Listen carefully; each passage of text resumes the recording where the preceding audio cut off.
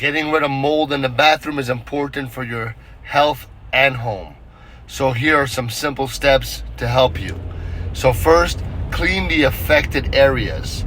You got to mix equal parts of water and white vinegar in a spray bottle and spray it on the moldy spots.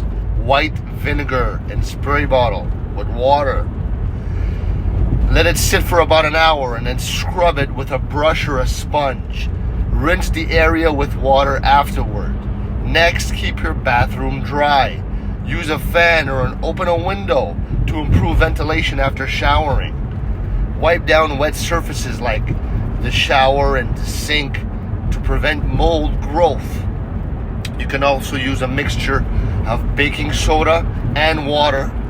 So, with a gentle scrub, and it'll help remove the mold without damaging the surfaces.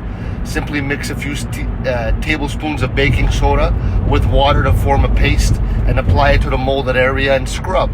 If the mold is severe, consider using a store-bought mold remover. Follow the instructions carefully. Lastly, check for leaks in the pipes or the shower head. Water can encourage mold. Fixing the leaks can help your bathroom stay mold-free. And with these steps, you can maintain a clean and healthy bathroom.